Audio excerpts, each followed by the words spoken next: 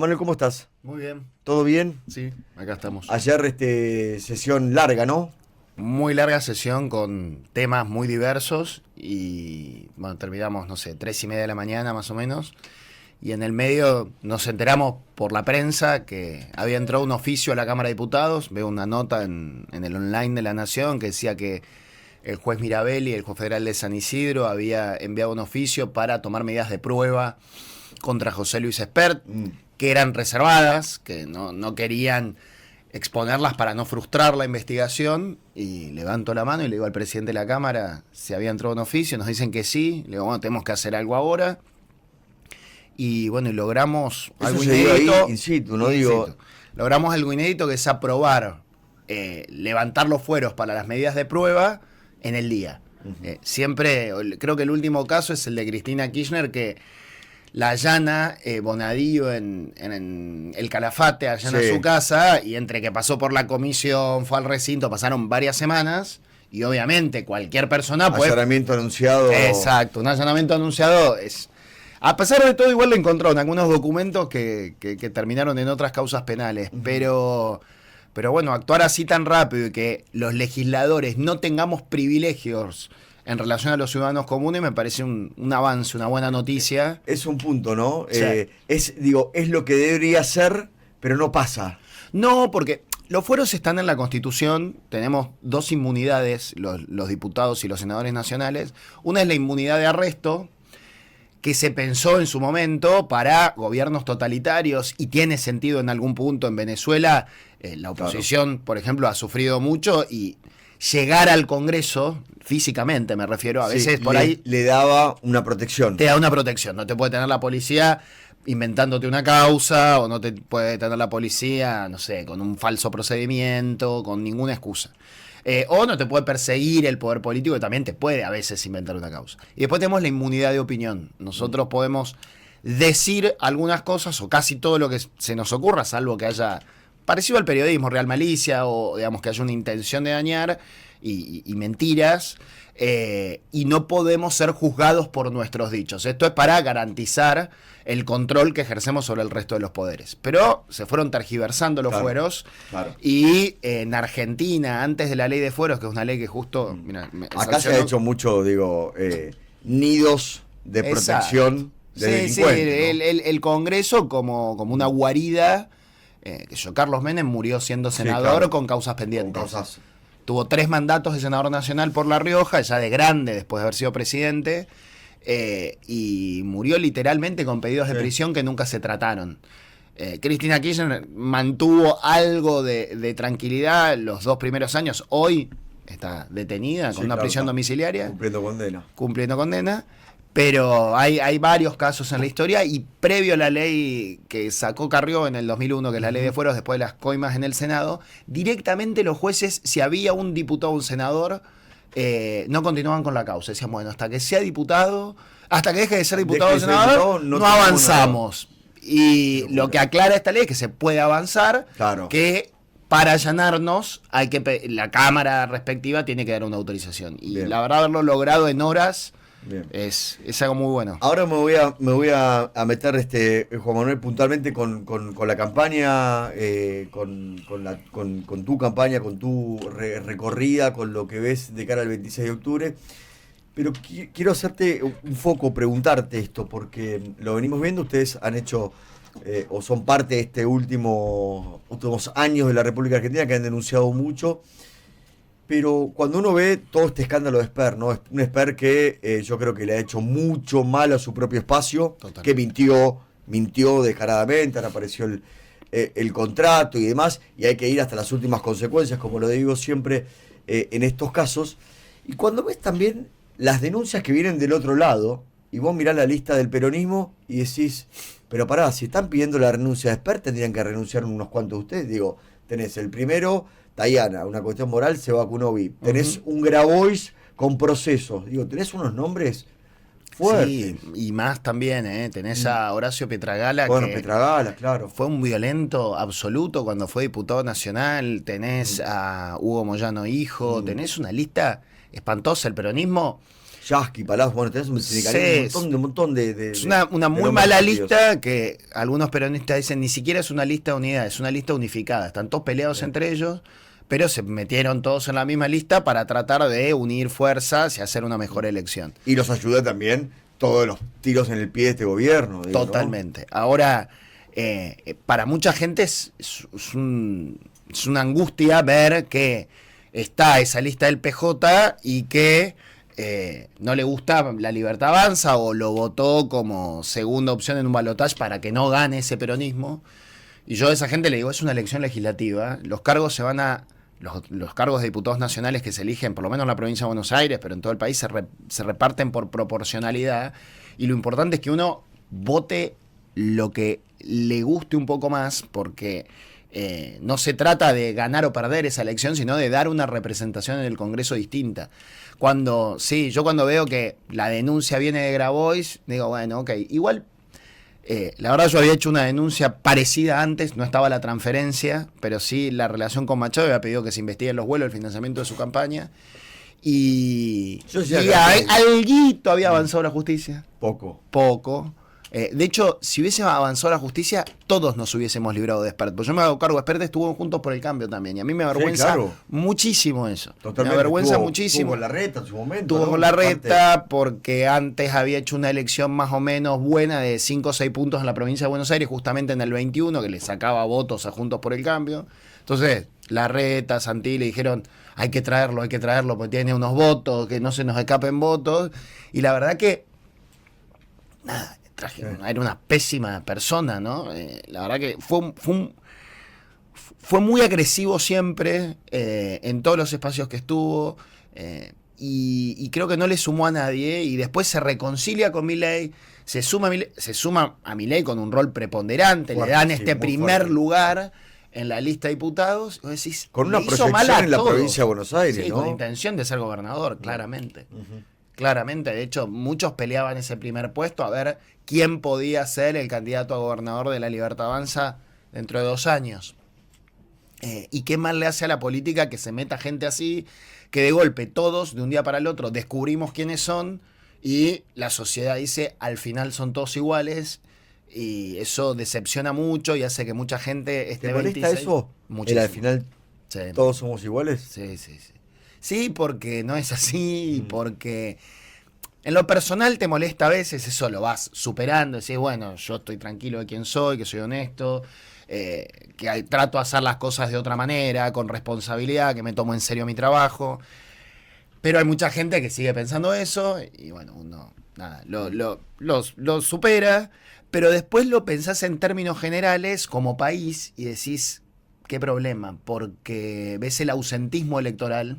Bueno, en todas las elecciones, digo, ¿no? Salta, Jujuy, Chaco, todas. Formosa, la ciudad de Buenos Aires, la provincia de Buenos Aires, Santa Fe. Y decís, bueno, si la gente se va retirando del sistema, en algún momento va a estar tan deslegitimado que puede venir cualquier cosa. O sea, que puede venir, no digo que haya buenos gobiernos, pero digo, puede venir algo más autoritario o algo peor. En algunos países va tomando el sistema político, el narco, por ejemplo, y ha ocurrido.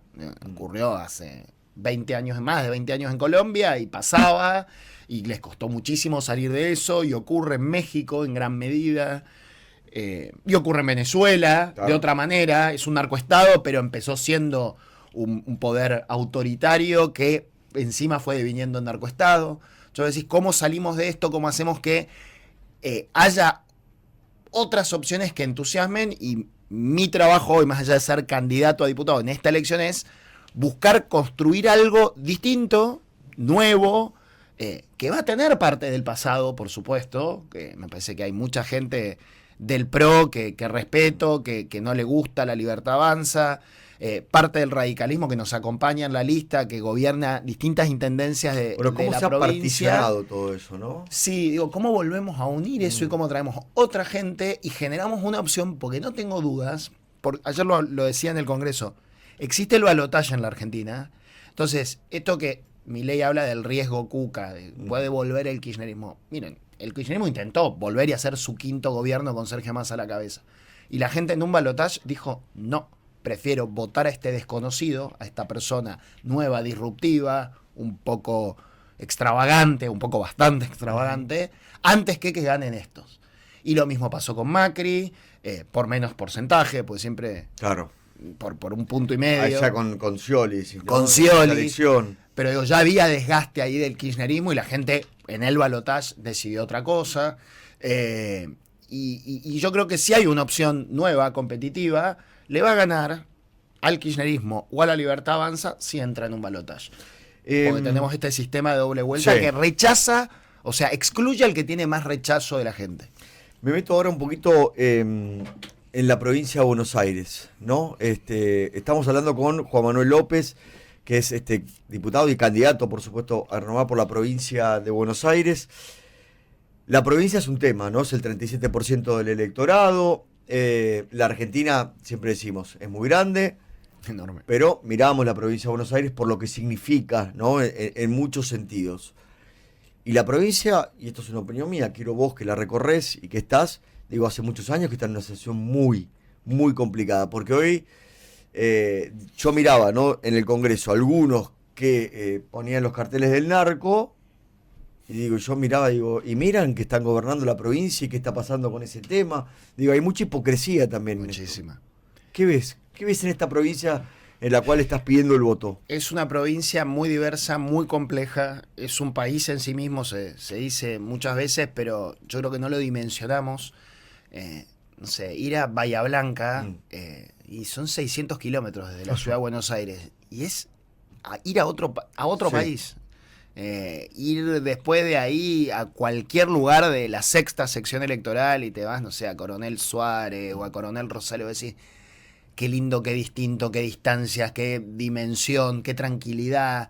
Y después te vas, no sé, a Ramos Mejía, acá nomás, y decís, qué despelote esto, qué distinto también. Tantos distintos escenarios en muy una misma distintos, provincia. muy distintos. O te vas al norte, a Rojas, y parece que estás casi en Santa Fe, y te tenés vas montaña, a y tenés playa, y tenés Trenquelauquen, y estás cerquita de La Pampa y Mar del Plata. Es una inmensidad inabordable de 18 millones de habitantes, 13 millones de electores, que tiene sus complejidades, ¿no? Y sí está tomada en algunos lugares por el narco hace mucho. El triple crimen lo demostró, pero ni bien ocurrió el triple crimen, me acuerdo de hablar con un periodista y me dice, ¿desde cuándo está el narco en la provincia? Y a mí lo primero que me acordé es el doble crimen del Unicenter y el triple crimen de General Rodríguez, 2008 y 2009. Estacionamiento del Unicenter y Vina, Ferrón, Forza, ¿no? Que alguno de esos tres también se comprobó que aportó a la campaña de Cristina Fernández de Kirchner. Del 2007. Claro. Y el crimen del Unicenter es un crimen de película, o sea, matan a quemarropa a 2 narcos colombianos en el estacionamiento del shopping Unicenter. En Olivos sería, digamos, sí.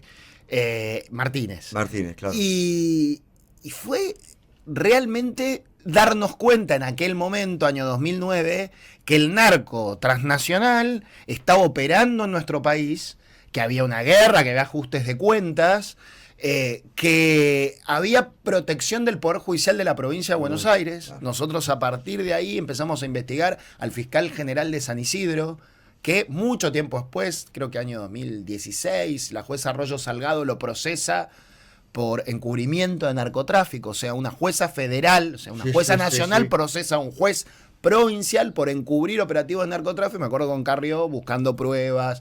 Creo que fue una de las veces donde, no digo que sentí miedo, pero que íbamos a buscar cosas a San Isidro, a hablar con testigos, y te dabas cuenta que te seguían, te dabas cuenta que había mucho interés, que había actores políticos que se preocupaban de garantizar la impunidad de ese fiscal provincial, y a su jefe era el fiscal Escapolán, que era el fiscal de delitos peligrosos, y el fiscal Novo, que era el jefe de lo que va de Vicente López a Tigre, o sea, una región muy importante, muy poblada, de mucho poder económico, y veíamos cómo narcos lavaban dinero en distintos countries de la zona norte de la provincia de Buenos Aires.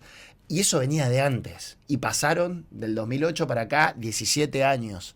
Y el único avance que tuvimos fue con Juntos por el Cambio y con María Eugenia Vidal gobernando la provincia, donde se controló un poco más y se dio una batalla más directa, tanto en nación como en provincia, más coordinada y con la ciudad de Buenos Aires, pero después el retroceso de vuelta. Porque esto cuando vos soltás una tuerquita, te avanzan nuevamente y todo lo que te costó muchísimo avanzar en la lucha, por ejemplo, contra el narcotráfico, cuando viene un cambio, que en esto, digo, Juan Manuel, no debería haber discusión en la Argentina, independientemente si gobiernan ustedes, si gobierna el peronismo, si gobierna los libertarios, no debería haber discusión. ¿No? Pero hay que estar muy limpio para esa pelea, hay que tratar de poner los mejores jueces federales y provinciales. Y la verdad que el reparto de jueces en la provincia de Buenos Aires siempre es a oscuras y no sabes bien quién es el juez, cómo llega, quién es el fiscal. En Nación hay un poco más de luz, pero hay jueces que como mínimo no trabajan o son bastante cobardes. Hay otros que hacen la vista gorda, hay otros que tal vez están comprometidos. Ocurrió en Rosario con jueces federales claro, muy involucrados. ¿Alguna vez pensás que se puede llegar a cambiar eso? Sí, porque hay países que estuvieron mucho peor que nosotros y lo lograron. Colombia lo logró. Colombia se secuestraban personas, claro. El narcotráfico manejaba territorios enormes. Esto es la época del cartel de Medellín, cartel de Cali, después en paralelo. Sí. México está en una situación muy complicada porque tomó la política, y la Argentina, si bien en la provincia de Buenos Aires parte de la política ha administrado la droga, no lo ha tomado todo. Ocurrió algo en Rosario, ocurre algo en Salta. Nosotros a la ministra Bullrich le dimos herramientas en el Congreso, a pesar de ellos estar en minoría. Trabajamos con una ley antimafia que te permite coordinar operativos mucho más complejos entre las fuerzas provinciales y nacionales. Hay voluntad de algunas personas, de la política de distintos sectores. Lo que no sé si hay conciencia en todos de que el día que te toma el narco y que el narco va avanzando como ocurrió con este crimen, es mucho más difícil salir. Entonces le tenemos que prestar atención, y nosotros le prestamos atención toda la vida, y esto nos tocó investigar en la coalición cívica con Carrió a la cabeza crímenes, complicidades del poder político, complicidades del poder judicial. No hay que dejar esa tarea nunca. Por eso lo desperpegó tanto también. Claro. Porque hay gente en distintos sectores de la política que sabe que, más allá del caso puntual, que si se te empieza a meter en el financiamiento, estás muy complicado. Está muy complicado. Y porque son muy generosos. Tal cual. O sea, Fred Machado te ofrecía vuelos gratis en aviones, claro, porque se te quiere meter. Y una vez que se te mete adentro... Nadie es Papá Noel, ¿no? Cuando la limosna es grande, hasta el santo debe desconfiar. Absolutamente, absolutamente, y ya lo hemos tenido, como decías vos, dos más, Juan Manuel, y agradecerte. Estamos hablando con Juan Manuel López y estamos haciendo eso, ¿no? Trayendo todos los candidatos de todas las fuerzas políticas, por eso un poquito escucharlos y después cada uno saque su propia conclusión. Viste que está esta lógica, vos recibís un proyecto en la Cámara, viene de los libertarios, viene del peronismo. Y siempre hago la misma pregunta, me vas a decir, ¿me estás preguntando esto? ¿Lo lees? ¿Lo mirás? Sí, si lo tengo que votar, sí. Bien. Después es imposible leer todos. Okay. Por la Cámara entran más o menos 6.000, 7.000 proyectos por año, sí, de los diputados y del Poder Ejecutivo, los que se van a tratar, los que se van poniendo en comisión. Yo por lo menos lo hago. Hay veces que tenés que confiar en el criterio de tus compañeros. Decís, bueno, yo sé que en presupuesto Paula Oliveto, si lee el proyecto y me dice, y ella dictaminó, yo me quedo tranquilo. Si me interesa el tema, bien, más también me involucro. O incluso entre algunos legisladores de otros bloques que uno respeta mucho, y pienso, no sé, ahora se va Germana Figueroa Casa, se va de la, sí, Cámara, o Lucho Laspina, que, sí, son excelentes diputados, sí, del PRO, y entra cada uno de los otros bloques. Vos decís, ¿cómo se va a ir degradando la Cámara? Y uno se va preguntando entre otros, y algunos me preguntan a mí, porque a mí me gustan más los temas institucionales, judiciales, y vamos entre todos y con los asesores abarcando. Pero es muy complejo ser diputado si lo haces con responsabilidad, porque pasás de, no sé, el código electoral en una misma sesión, a la ley de fueros, a los DNU, a un tema presupuestario, o a un tema de deuda, o a un tema de infancias, claro, o a un tema de salud. Y es imposible que sepamos de todos los temas, pero hay que trabajar con rigurosidad porque lo que hacemos impacta mucho más de lo que creemos. No impacta mañana, o en general no impacta mañana. Pero puede impactar, va a impactar. Porque una ley dura muchos años. El 26 de octubre vamos a tener boleta única papel. Sí. Ustedes van a estar, por supuesto, Sí. en la boleta única papel. Lo que no sabemos si va a estar la cara de Esper, si no va a estar la cara de Esper. Por lo que vimos, ayer hubo una audiencia en La Plata, en el juzgado, que es quien autoriza y dirige el proceso electoral, el juzgado federal, y es casi imposible. El Ejecutivo dijo que en 9 días puede imprimir toda la provincia de Buenos Aires, pero además después las boletas se revisan. Sí, claro. Hay que hacer la logística, hay que revisarlas, a ver si están rotas, manchadas, si están bien impresas, y después hay que armar las urnas, repartirlas en esta provincia tan enorme. Y da la sensación, sobre todo porque cuando suspendimos las PASO este año, el propio Ejecutivo nos dijo, dennos 10 días más de plazo porque es la primera vez que se hace la boleta única. En fin, es bastante complejo. A mí me da la sensación que no se llega y que la cara de Spert va a quedar y estará la cara de Karen Reijard. Y Diego Santilli aparecerá tercero y tal vez hay que hacer mucha difusión de que, bueno, el que cambió el candidato, porque estas son las reglas para todos. Sí, claro. Puede ocurrir mañana que renuncie otro candidato o el día antes, o que alguien lo atropelle un colectivo. Y no lo estás usando políticamente. No, la verdad son las reglas que tenemos y ha ocurrido otras veces que hemos votado con candidatos que murieron o que renunciaron y que quedaron en la boleta. Ayer yo no tengo problemas con los candidatos, con Santilli menos, estuvimos charlando en la sesión, si hay que debatir se debate, hay respeto. Yo con algunas personas de la Libertad Avanza tengo respeto. Es que eso se necesita, ¿no? Digo, y diálogo, es ese, el diálogo y hay que debatir esto, qué posiciones tenemos en jubilados, qué posiciones tenemos en discapacidad, qué posiciones tenemos en el programa económico, en seguridad, en fin, en un montón de cosas donde hay coincidencias y hay matices y hay gente que dentro de un espectro más o menos parecido es más permisiva con el gobierno de turno o como nosotros que ponemos más límites y le ponemos límites tanto a veces a Milei como al kirchnerismo que le decimos, che, ustedes no van a copar el Congreso, no van a copar la discusión pública, hasta acá, en fin, ejercer un rol de equilibrio que ese es mi propósito en esta elección, mantener un centro equilibrado, que controle, que ponga límites, pero que no interfiera en el desarrollo de un gobierno. En todo caso, que debata y que discuta, vaya mejorando las cosas. Y el lugar es el Congreso, digo. Lo que pasa es que también por momentos se ha convertido en los recortes de TikTok y en peleas. Que ayer de vuelta Pagano y Lemoyne, decís, ¿por qué?